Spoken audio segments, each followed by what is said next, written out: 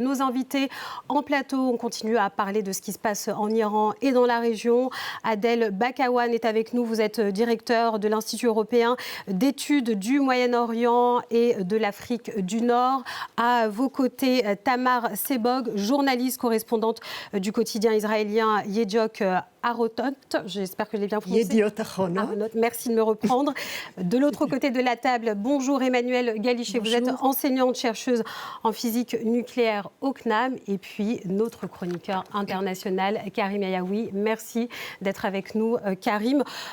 Je vais revenir sur les derniers éléments que nous avons en notre possession. Des centaines d'avions israéliens bombardent actuellement simultanément le Liban et l'Iran, selon l'armée israélienne. Et de l'autre côté, l'armée iranienne, elle, affirme avoir visé la base aérienne américaine d'Ali Al-Salem au Koweït. La première question, elle sera pour vous, Adel Bakawan. Comment vous analysez ce qui se passe actuellement? Est-ce qu'on est face à une poudrière? Écoutez, déjà, je qualifie ces attaques des Pasdaran contre les pays du Golfe comme une erreur stratégique et stratégiquement très coûteuse pour la République islamique d'Iran. Pourquoi? Parce que ces pays du Golfe, pendant un mois et demi, ont mobilisé tous les moyens, tout leur lobby à Washington pour empêcher cette guerre, pour protéger le régime de la République islamique d'Iran. À la fois des lobbies, des mécanismes, des moyens, des stratégies, beaucoup d'argent. La République islamique d'Iran était très satisfaite des comportements des pays du Golfe. Alors donc déjà, le fait d'attaquer un mois plus tard la totalité des pays du Golfe, c'est une erreur stratégique. Pourquoi? Parce que la République a perdu l'amitié et le soutien au moins la neutralité de ces pays du Golfe qui sont très puissants. Il ne faut pas les voir comme des pays vulnérables ou fragiles. Non, ce sont des pays très puissants à la fois à l'échelle militaire, parce qu'ils sont très armés, à l'échelle sécuritaire et à l'échelle économique. Et on sait très bien ces trois échelles, ces trois dimensions, comment elles peuvent jouer un rôle fondamental dans la détermination des orientations stratégiques. 1. 2. Le pari de la République islamique d'Iran sur le soulèvement populaire au sein de ces pays arabes contre les régimes, c'est un pari perdu. Pourquoi? Parce qu'il y a un pacte, il y a un contrat social dans ces pays du Golfe. Pas pendant le printemps arabe, aucun pays du Golfe, à part Bahreïn, juste rapidement, 1 ou 2 semaines, n'est entré dans le printemps arabe. Et donc, la population ne va pas se soulever contre les régimes. Et troisièmement, ces pays arabes du Golfe ont des partenariats avec la France, avec l'Allemagne, avec le Royaume-Uni. Ces pays européens qui ont refusé et voire condamné cette agression ou cette guerre-là, désormais leurs partenaires les plus proches ont touché. Et donc, il est fort probable que les pays européens qui ont gardé de la distance avec cette guerre, à un moment donné, prennent une autre décision d'une manière ou d'une autre, entrer dans cette guerre. Et ça sera fatal pour la République islamique d'Iran. Autrement dit, par ces comportements, et je m'arrête là, les Pasdaran après Ali Khamenei, je dis bien les Pasdaran après Ali Khamenei, ont parfaitement réussi à fédérer l'ensemble des antagonistes contre eux. Tamar Sebog, je vous ai vu acquiescer un peu aux propos d'Adel Bakawan sur le fait qu'effectivement le régime iranien est peut-être un peu perdu des alliés dans la région. Quel est votre regard là-dessus? En fait, la guerre à Gaza a fait éclater les accords d'Abraham. Et là, tout d'un coup, c'est comme si l'Iran a reconstitué sur le plan de la défense ses fronts. Donc, ils ont tout à perdre. Après, il y a eu des théories comme quoi l'Iran a attaqué ces pays parce qu'ils ont un levier sur les États-Unis. Ils se sont trompés visiblement. Et avoir tous les pays autour de vous qui laissent les Américains passer, et probablement aussi les Israéliens dans leur espace aérien, c'est une grave erreur. Et puis, ça ne va pas revenir en arrière si vite que ça, une fois la guerre terminée. Parce que du moment où ils sentent qu'il y a une menace, parce qu'ils étaient tranquilles de ce côté-là, ils vont plus faire confiance ou dire c'est à nous de nous défendre. Karim, vous suivez pour France 24, pour nous, ce conflit de près. On a évoqué la perte potentielle d'alliés pour le régime iranien. En revanche, on peut parler aussi des proxys. On a le Hezbollah, notamment, qui a visé Israël la nuit dernière. Est-ce que finalement, on a encore des soutiens du régime iranien ? Alors le Hezbollah, évidemment, est extrêmement affaibli depuis la guerre qu'Israël a menée sur le territoire libanais. On se souvient de la mort de Hassan Nasrallah, qui avait été un moment majeur. On se souvient aussi des opérations extrêmement réussie de l'armée israélienne. On se souvient de cette affaire des beepers et des talkie-walkie qui avaient montré à quel point le Hezbollah était finalement noyauté de l'intérieur et à quel point le renseignement israélien savait exactement où se trouvaient les différents leaders du Hezbollah. Mais évidemment, le Hezbollah ne pouvait pas rester sans réagir, puisque il est en quelque sorte l'émanation du régime iranien sur le territoire libanais. Ils ont tiré vers Israël avec ce qu'il leur reste de capacité. Le problème, c'est que ça vient évidemment troubler la situation à l'intérieur du pays, puisque ces derniers mois, l'armée libanaise avait été mise à contribution pour finalement désarmer ce qu'il restait du Hezbollah.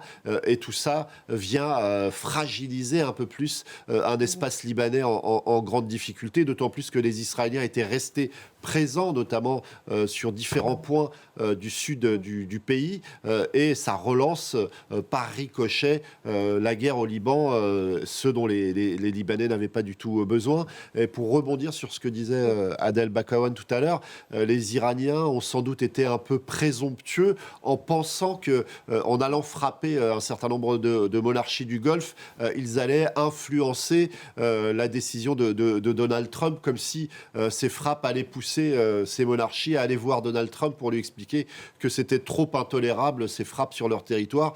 C'est un calcul un peu désespéré qui va sans doute aller vers le résultat inverse et braquer ces monarchies qui ont le sentiment qu'elles ont tout donné pour aboutir à une solution diplomatique. Mais en même temps, ça doit aussi pousser ces monarchies du Golfe à s'interroger sur leur capacité à influer sur Donald Trump, parce que malgré tous leurs efforts, tous les moyens qu'elles ont mis sur la table pour tenter d'empêcher que ce conflit éclate, elles n'y sont malheureusement pas parvenues. Et au moment où on se parle, on a pu voir, lorsque vous preniez la parole, Karim, des images en direct qui nous parviennent du Liban. Le Liban, à nouveau, frappé par des frappes israéliennes. Israël qui a indiqué frapper durement actuellement le Liban, mais également l'Iran. Je reviens vers vous, Adel Bakawan, pardon. On vient de voir effectivement ces images, le Liban qui est pilonné par l'armée israélienne. Le Hezbollah, aujourd'hui, il a les capacités de nuire aux autorités israéliennes et au pays, où finalement c'était un baroud d'honneur, comme disait notre invité Michel Duclos précédemment. Le Hezbollah, après le 7 octobre, n'est absolument pas le Hezbollah avant le 7 octobre. Avant le 7 octobre, le Hezbollah disposait tous les moyens, des missiles balistiques intelligents, des drones, des infrastructures militaires très très puissantes, un service de renseignement, un service de sécurité. Souvent on dit le service de sécurité de Hassan Nasrallah, le guide de Hezbollah, le chef de Hezbollah, était aussi puissant que le service de sécurité de Donald Trump. Mais après le 7 octobre, c'est la mise en maître de l'axe de la résistance, le Hezbollah en premier. 80% des cadres dirigeants du Hezbollah décapités. On parle de à peu près 95% des infrastructures militaires du Hezbollah décapitées. Aujourd'hui, le Hezbollah n'a jamais été aussi fragile et fragilisé. Et ces attaques-là contre Israël, regardez les effets. Les effets n'ont rien à voir avec 2006. 2006, c'était un autre registre. Personnellement, je pense que cette intervention est plutôt de l'ordre symbolique, de l'ordre idéologique que des dégâts militaires énormes. Et ensuite, ça met en grande difficulté l'État libanais. Cet État libanais qui a déployé beaucoup de moyens pour convaincre le Hezbollah en disant que votre arme, quel était l'objectif de votre arme? C'était protéger votre communauté chiite. Aujourd'hui, votre arme, non seulement ne protège pas votre communauté chiite, mais en plus, il détruit votre communauté chiite. Les villages, les villes, les hôpitaux, les écoles, tout est, les infrastructures, tout est détruit. Donc, raisonnablement, logiquement, si vous avez la raison d'État, il faut absolument maintenant vous déposer votre arme et vous intégrer comme l'ensemble des partis politiques libanais au sein du champ politique, sachant que vous disposez à peu près 12 ou 13 députés, vous avez des ministres, vous avez des représentants au sein de l'État irakien. Malheureusement, parce que la décision n'appartient pas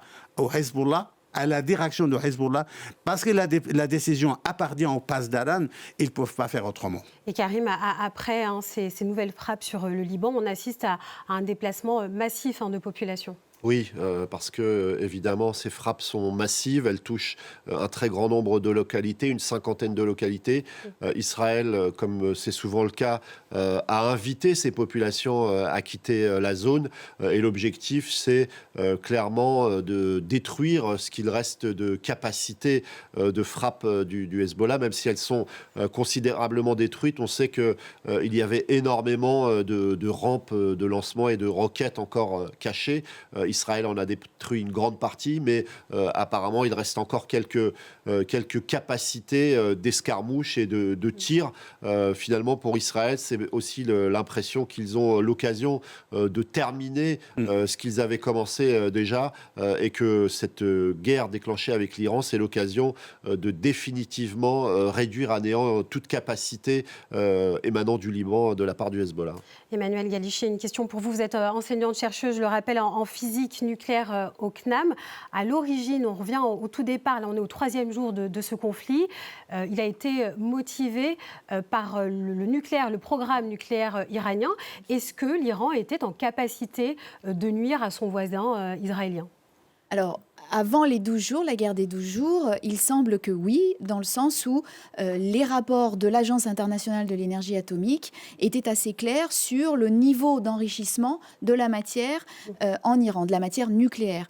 Et donc, on était à 60%, ce qui veut dire qu'on était vraiment assez proche le fameux taux d'enrichissement pour une bombe atomique est 90%. Même à 60%, il y a des possibilités d'aller faire quand même des bombes. Donc, oui, avant les frappes du mois de juin 2025, après les frappes, un certain nombre d'installations ont été vraiment très, très endommagées. Et donc, depuis, on a vu qu'ils étaient en train de reconstruire. Donc, on voyait bien quand même, sur les images satellites, tout le mois de septembre, octobre, novembre, jusqu'à décembre, on voyait bien qu'ils étaient en train de reconstruire leur capacité. Et donc, les pourparlers ont débuté, mais on voit, les Occidentaux ont bien vu que les Iraniens essayaient de prendre du temps, etc. Et le mot important, je pense, c'est confiance. La confiance a toujours été complètement rompue, évidemment, depuis un certain nombre d'années avec cette République islamique. Et donc, à un moment donné, vous voyez bien, vous ne pouvez pas continuer à essayer de faire des pourparlers, surtout que, je finirai là-dessus, l'Iran a signé le traité de non-prolifération. Dans ce cadre, ils n'ont pas à aller au-dessus de, on va dire, 20% d'enrichissement pour des usages civils. Donc, dans ce cas-là, il y a un traité qui est bafoué. Donc, vous avez, 1, la diplomatie, 2, les sanctions économiques, c'est ce qui a été fait. Et quand vous voyez que depuis 25 ans, 30 ans, ça ne se fonctionne pas, et le dernier étage, c'est une action armée. Je rebondis sur ce que vous dites, parce que si on se remémore, c'était la semaine dernière, c'était il n'y a pas si longtemps que ça, oui. Il y a eu des pourparlers à Genève, oui. Des pourparlers lors desquels, d'après les sources iraniennes, les choses s'étaient bien passées.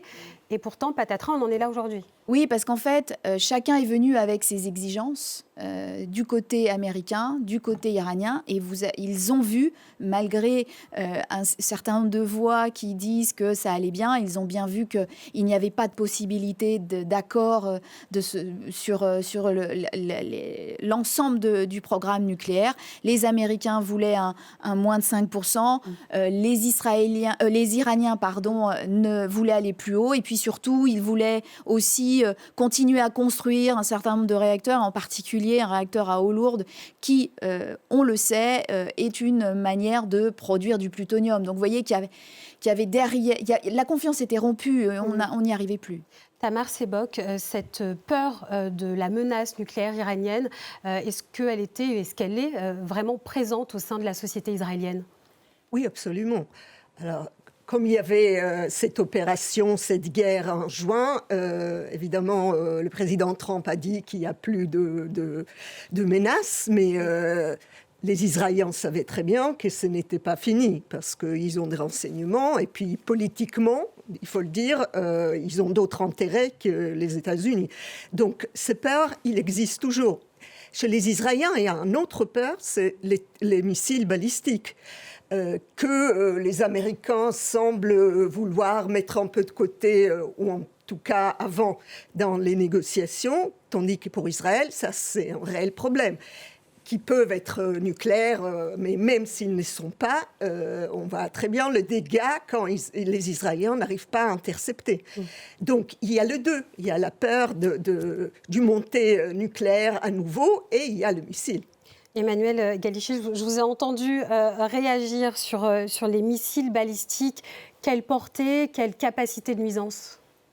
C'est sûr qu'aujourd'hui, la plus grande capacité de nuisance de ces missiles, c'est dans un environnement assez proche, entre guillemets, de l'Iran. Donc, vous avez tout à fait raison de vous dire que pour les Américains, aujourd'hui, l'Iran n'est pas en possession de missiles qui pourraient aller toucher le territoire américain. Même si Trump a expliqué que c'était en cours. C'était en cours, peut-être. Ça, je ne suis pas assez experte pour savoir à quel niveau ils en étaient. Mais en tout cas, aujourd'hui, on voit bien que les missiles, ils attaquent vraiment le voisinage de l'Iran et donc Israël, évidemment.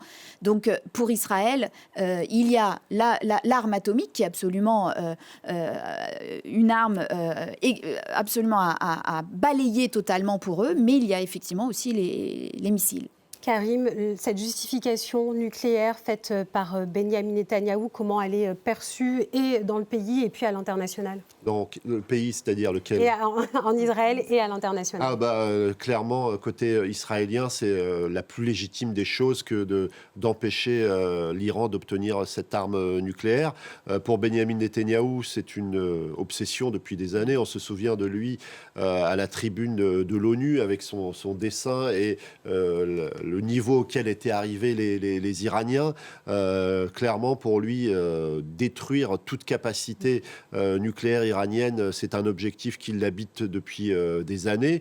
Il considère que l'Iran, c'est la principale menace existentielle pour l'État hébreu. Alors, quant à la capacité réelle des Iraniens de véritablement fabriquer une bombe atomique, les spécialistes et les chercheurs ont toujours été un petit peu d'avis divergents. Certains considéraient que les Iraniens étaient à deux doigts d'y parvenir, d'autres que c'était en réalité plus complexe. Avec un taux d'enrichissement de 60%, on peut tout de même, comme vous le soulignez tout à l'heure, fabriquer un certain nombre de bombes. Mais en tout cas, pour Israël, plus que de faire face à une menace qui existe déjà, c'est d'empêcher qu'elle se concrétise à tout prix. Et en cela, l'implication d'Israël aux côtés des États-Unis est d'une logique implacable pour Benyamin Netanyahou, mais pour l'ensemble de l'opinion israélienne. Et lorsqu'on entend un certain nombre de voix s'exprimer côté israélien, eh bien, ils sont prêts à payer le coût, même s'il doit y avoir des victimes côté israélien, eh bien, il faut payer ce coût pour totalement neutraliser toute menace iranienne. Oui, je voulais juste compléter dans le sens où, en Iran, il y a deux choses bien différentes. Il y a un programme nucléaire qui pourrait être porté par une démocratie, et dans ce cas-là, il est totalement légitime. Et il y a le programme nucléaire actuel qui est porté par la République islamique d'Iran et qui est absolument illégitime. Donc en fait, pour aussi bien Israël que d'ailleurs l'Occident, si la République islamique n'est plus, eh bien, il n'y a aucun intérêt à aller détruire des installations industrielles. Et pourtant, là, ce qui s'est passé, c'est qu'on a eu plusieurs installations, a priori en tout cas, qui ont été prises pour cible. On pense notamment à différents sites. Il y a le port de Bécher, je vais mal le dire, Bécher, c'est ça, qui a été pris pour cible, où se situe une centrale... Boucher. Où se situe une centrale nucléaire iranienne. Donc ça veut dire que qu'ont essayé de faire a priori, mais je parle sous votre contrôle, l'armée israélienne, c'est de nuire à ses capacités au niveau nucléaire. J'ai l'impression que Boucher n'est pas une cible pour Israël. Après, je ne suis pas, encore une fois, dans la stratégie israélienne. Boucher, c'est une centrale nucléaire qui est civile et qui est en plus opérationnalisée par la Russie. Hein. Donc, je pense que ça va être une enclave. Si tout l'Iran doit être bombardé, je pense que Boucher ne le sera pas. Par contre, effectivement, cette fois-ci, ces derniers jours, il y a peu de sites nucléaires qui ont été touchés. Il y en a peut-être un à Karaj, mais qui avait déjà été touché au mois de juin. Je pense que ce n'est pas la priorité première dans ce conflit aujourd'hui, de ce week-end. Il sera peut-être temps, dans quelques jours, quelques semaines, de remettre une couche de bombardement sur certaines cibles nucléaire si effectivement le régime dictatorial n'est pas tombé. Adèle, donc Bakawan, d'après votre lecture, si effectivement le nucléaire ce n'est pas la première cible, quels sont les premiers buts de guerre de Donald Trump et de Benjamin Netanyahou? Pour Israël, il y avait 3 menaces. Il fallait commencer par la menace à court terme, la menace à moyen terme et la menace sur le long terme. À court terme, ici et maintenant, là, tout de suite, c'était le programme milicien de la République islamique d'Iran. C'est-à-dire quoi? C'est-à-dire le Hezbollah, les milices en Syrie avant la chute de Bachar al-Assad, y compris Bachar lui-même, les milices au Yémen, les Houthis notamment, et les milices irakiennes. Pourquoi? Parce qu'en fait, ils partagent des frontières pour certains avec Israël. Et donc, ils étaient là, ils pouvaient à tout moment atteindre le territoire israélien. Et bien évidemment, avant tout, le Hamas et le djihad islamique. Il ne faut jamais, jamais oublier le 7 octobre. Tout ce qui se passe actuellement au Moyen-Orient, ce sont les conséquences du 7 octobre. Autrement dit, le moment de la République islamique d'Iran. Là, cette guerre n'est pas le moment de la rupture. La rupture commence avec le 7 octobre. On n'a que 3 moments historique au Moyen-Orient, le 11 septembre, le printemps arabe, le 7 octobre. Alors donc, après le 7 octobre, il fallait d'abord commencer par les milices.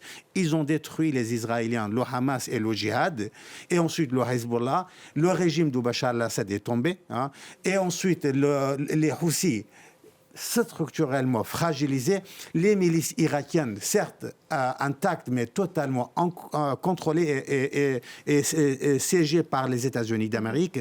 Ça, c'est la première menace, éradiquée. La deuxième menace, ce n'est pas la bombe atomique. La deuxième menace à moyen terme, ce sont les missiles balistiques intelligents.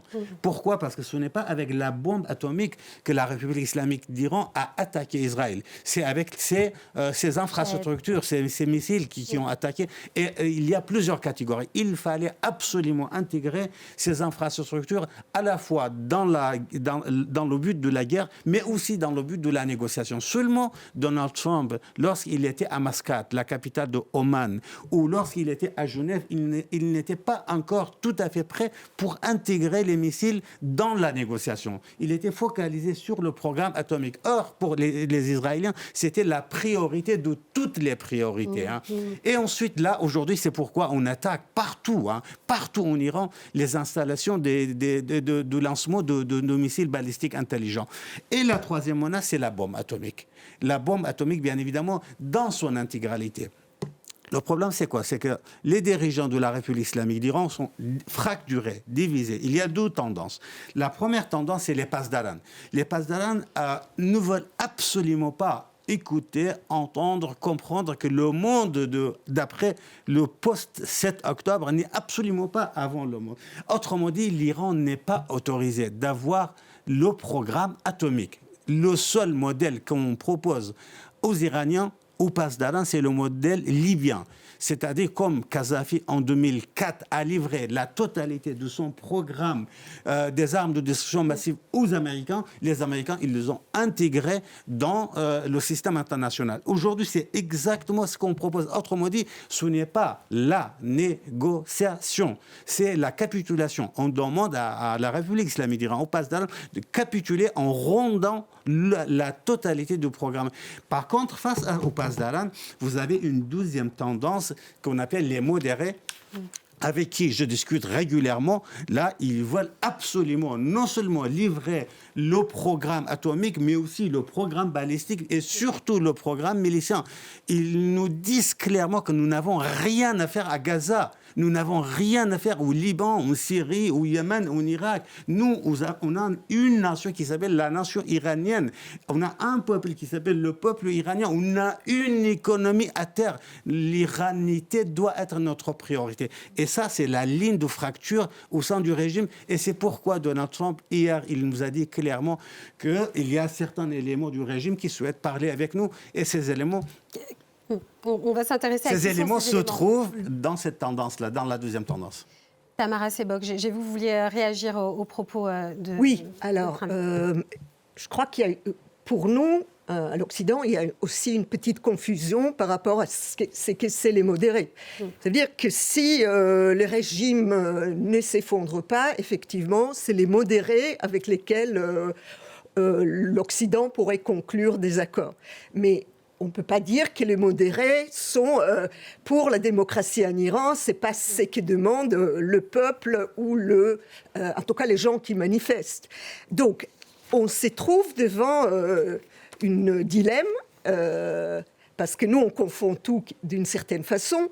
Est-ce qu'il faut vraiment faire tomber tous les régimes iraniens pour passer à une démocratie? Et là, on nous dit que c'est un petit peu difficile, ce n'est pas les bombardements de l'extérieur qui vont le faire. Ou est-ce que on lâche quelque part les gens qui sont dans les rues pour avoir des accords qui sont plus probables avec les modérés? Karim, vous souhaitez rebondir et puis après on va s'intéresser aux gardiens de la Révolution. Je ne sais pas si vous allez rebondir là-dessus, mais... alors justement sur la question des modérés, on présente par exemple le président iranien Massoud Pezeshkian comme un modéré, et en fait aujourd'hui c'est lui qui prend la suite de Khamenei dans un système à trois où il y a aussi Ali Larijani, donc modération, il faut utiliser le terme avec modération justement, parce que c'est vrai que modéré ne veut pas dire grand-chose en réalité, et pour rebondir sur ce qui a été dit tout à l'heure sur les capacités des gardiens de la Révolution, eh bien, ils sont toujours à l'œuvre aujourd'hui et on n'a pas vu encore de fracture au sein de l'appareil sécuritaire à l'intérieur du pays. Parce que si on entend Donald Trump appeler de ses voeux le fait que la population iranienne se soulève une fois que cette campagne de bombardement sera terminée, se soulever, mais si elle a face à elle des hommes armés omniprésents encore à l'intérieur du pays, parce que les bombardements, s'ils sont en capacité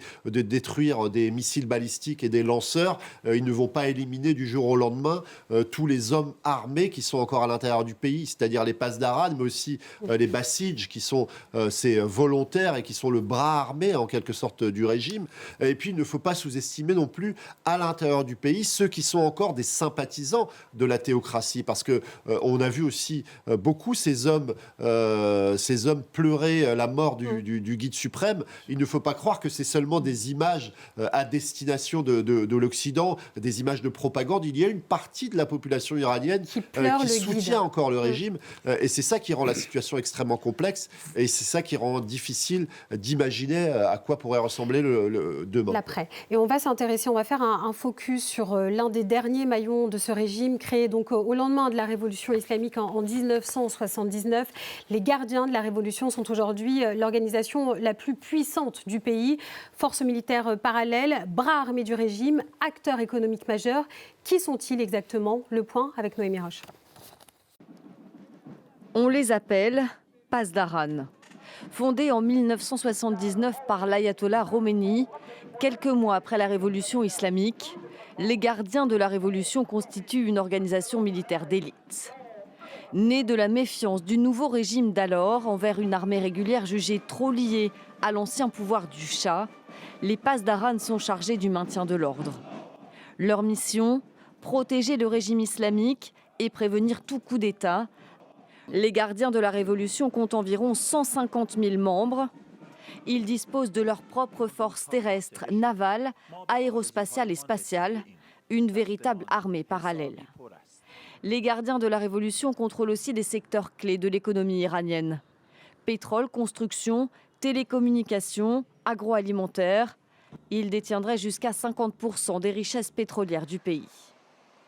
Malgré sa puissance, l'institution a subi des pertes de figures majeures ces dernières années, comme le général Rassem Soleimani, chef des opérations extérieures, tué par une frappe américaine en 2020, ou Hossein Salami, éliminé par Israël en juin dernier.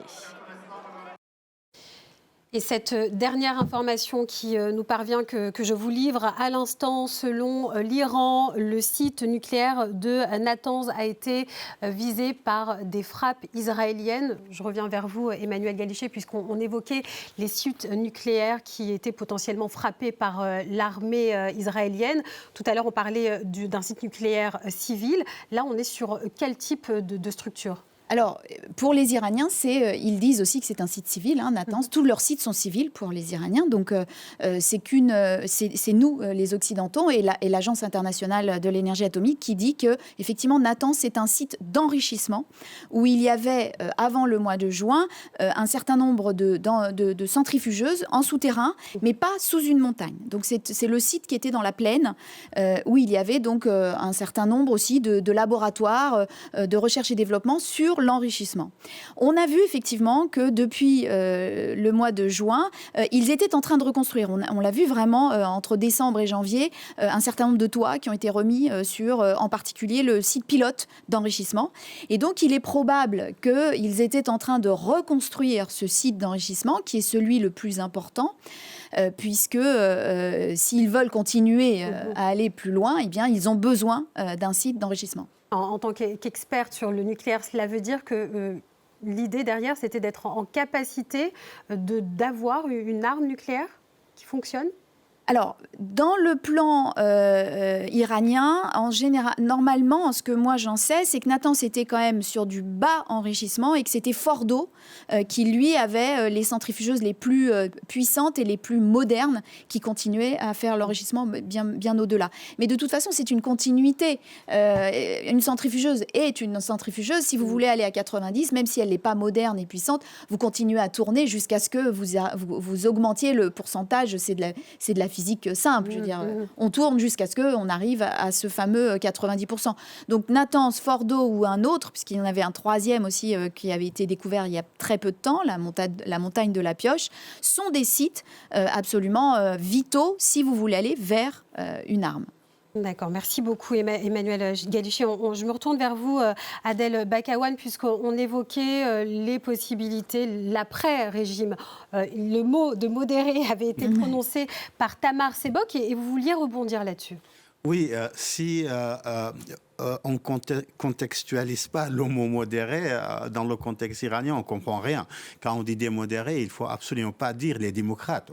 Au sein du régime, il n'y a pas de démocrates. Mais cela dépend de ce que les Américains et les Israéliens souhaitent, tout simplement la communauté internationale. Est-ce qu'on veut la démocratie pour l'Iran ? Est-ce que le mouvement de contestation en Iran dit quelque chose à nous, en Occident? Moi, personnellement, je pense que Donald Trump est la dernière personne qui s'intéresse à la question de la démocratie. La démocratie ne fait pas partie de son référentiel. Si vous voulez faire chuter le régime, il n'y a pas 250 000 chômeurs. Et dans le contexte iranien, il n'y a que 4 options. Vous n'avez pas 200 options. La première option, c'est les troupes américano-israéliennes ou seules. Or, ni les Israéliens ni les Américains n'envoient pas un seul soldat au sol. On sait très bien que de 1990 à 2003, on frappait le régime de Saddam Hussein. J'étais en Irak, je sais très bien de quoi je parle. Mais le régime de Saddam Hussein n'est jamais tombé. Il est tombé lorsqu'on a envoyé 150 000 GI à Bagdad, n'est-ce pas? Donc, ça, c'est la première option exclue. La deuxième option, il faut avoir une opposition centrale, centralisée, unie, unifiée et armée aux frontières. Au moment où le régime ultra fragilisé, cette opposition armée prend le relais. Aujourd'hui, on sait très bien que l'opposition iranienne est structurellement, profondément fracturée en termes ethniques, confessionnels, linguistiques, régionaux, etc. Ils ne se parlent absolument pas, les groupes d'opposition. Donc, deuxième option, non. Troisième option, il faut une défection au sein du régime, c'est-à-dire quoi? C'est-à-dire depuis 1979 jusqu'à aujourd'hui, on sait très bien que le torchon brûle entre les Pasdaran et l'armée régulière. L'armée régulière qui est totalement exclue, marginalisée, qui ne dispose pas beaucoup de moyens, etc., qui n'est pas très crédible pour l'ancien guide ni pour les Pasdaran. Alors aujourd'hui, est-ce que cette armée-là pense qu'il a un rendez-vous avec l'histoire, il va faire de la défection et donc là, elle deviendra un partenaire de la communauté internationale? Ça, c'est, je ne sais pas. Pour le moment, nous n'avons aucun signe. Aucun signe. Et la troisième option, c'est avoir maintenant, là, tout de suite, pendant le bombardement, et non pas après, et non pas avant, 5, 6, 7, 8, 9, 10 millions d'Iraniens sur 90 millions de personnes dans la rue. Pourquoi maintenant ? Pourquoi pas avant ou après? Parce qu'une fois la guerre est terminée, le régime, même fragilisé, même ultra fragilisé, aura toujours tous les moyens pour réprimer la manifestation. C'est maintenant, le peuple iranien doit descendre dans la rue. Or, aujourd'hui, on sait très bien... Et voilà, c'est exactement ce qu'on ne voit pas. On ne voit pas. Donc, c'est la question de la démocratie, des modérés, etc. Tout ça, c'est à contextualiser. Karim, sur les transitions possibles, on évoque beaucoup Reza Pahlavi comme possible figure qui pourrait amener l'alternance. Qu'est-ce qu'on peut en dire ? Alors c'est vrai qu'on a vu son nom scandé à maintes reprises pendant les manifestations qui ont secoué le pays il y a quelques semaines. On a vu aussi son nom scandé dans des manifestations en Europe ou aux États-Unis notamment. On a vu Donald Trump dans un premier temps expliquer que ce n'était pas forcément à lui qu'il pensait en priorité. En réalité, c'est assez difficile de jauger de la véritable popularité de cet homme à l'intérieur du pays parce que ce n'est pas suffisamment forcément représentatif des chants, des drapeaux. Il y a une partie de la population iranienne qui ne le connaît pas, les plus jeunes notamment. Parce qu'il a quitté le pays, il a plus de 40 ans. Il a quitté le pays il y a plus de 40 ans, en 1979. Il y a ceux qui se font une image peut-être idéalisée, parce qu'il faut rappeler que le régime Pahlavi n'était pas le régime le plus démocratique au monde. Il y avait une police politique qui s'appelait la SAVAK qui a tué et qui a arrêté un certain nombre d'opposants politiques. C'était aussi une époque où il y avait beaucoup d'inégalités à l'intérieur du pays. Donc, il faut faire peut-être attention à ce qui est la construction médiatique, notamment relayée par les médias, et la popularité réelle de cet homme. Pour rebondir sur ce que disait Adel Bakawan tout à l'heure sur le retournement de l'armée, c'est une option, c'est une possibilité, mais en même temps, c'est aussi quelque chose qui peut faire extrêmement peur parce qu'on rentrerait dans une logique d'affrontement entre les Pasdaran et l'armée régulière, des Pasdaran qui sont extrêmement bien armés, qui ont des capacités militaires qui sont parfois présentées comme supérieures à celles de l'armée. Donc on rentrerait dans une logique d'affrontement qui pourrait mener à une guerre civile à l'intérieur du pays. Donc ça, c'est une inquiétude majeure. Comme le disait Adèle tout à l'heure, Donald Trump, sa priorité, ce n'est pas la mise en place d'une démocratie. On l'a vu notamment du côté du Venezuela. On ne peut pas superposer les deux situations. Elles n'ont strictement rien à voir. Mais on a vu que Donald Trump s'accommodait très bien de la mise en place d'un pouvoir avec Delcy Rodriguez, qui a pris la place de Nicolas Maduro. Et Delcy Rodriguez n'est que l'émanation du chavisme en réalité.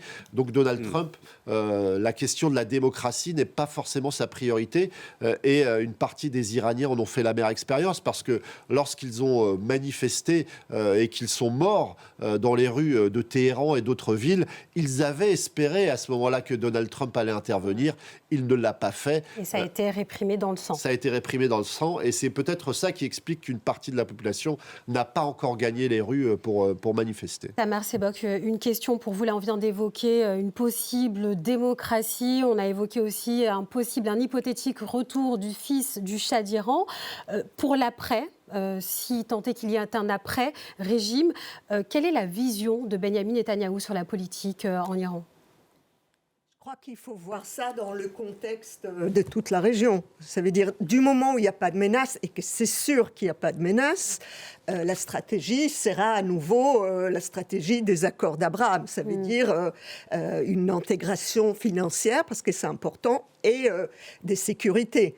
Maintenant, Benjamin Netanyahou a aussi ses intérêts internes, parce que... On dit beaucoup que son intérêt, c'est de continuer à faire la guerre pour éviter finalement d'être ramené vers ses affaires judiciaires. On en est toujours là. Oui, on en est toujours là, et aussi sa coalition, parce qu'il y aura des élections normalement bientôt. Tant qu'il est chef de guerre, il est toujours beaucoup plus populaire. Et puis, il n'a pas de coalition sans l'extrême droite en Israël. Donc, s'il gagne, il peut faire cette coalition. S'il y a des élections et qu'il n'est pas populaire, c'est l'opposition qui, pour le moment, a la majorité. Donc, son intérêt... et de continuer la guerre, mais c'est Trump qui décide à la fin. Ça veut dire qu'on est arrivé à une telle dépendance de Netanyahou aux États-Unis qu'à la fin, c'est Trump qui décide. Et effectivement, ses intérêts sont très différents. Ils sont économiques, ils sont de sécurité, ils sont de guerre rapide. Donc tout dépend de ces duos et surtout de Trump. Adel Bakawan, quand Tara Sebok dit qu'à la fin, c'est Trump qui décide. Donald Trump, lui, a priori, ce n'est pas son intérêt, que la guerre dure, par rapport notamment à son électorat MAGA et puis au mid-term qui arrive. Il a dit clairement, il y a 2 jours, j'étais en plateau ici à 23h17 sur France 24, on a reçu un message, une interview de Donald Trump avec le site Axios. Il a dit « Je pourrais arrêter cette guerre au bout de 3 jours ». Pourquoi ? Parce que lui, il est très, très pressé. Et c'est vrai, Donald Trump et Benjamin Netanyahou, ils ne sont pas souvent d'accord.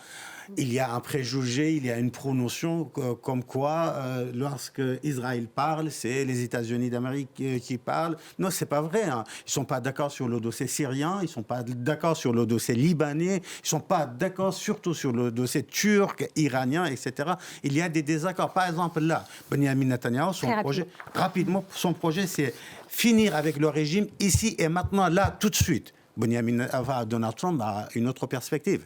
Merci à vous tous. Merci à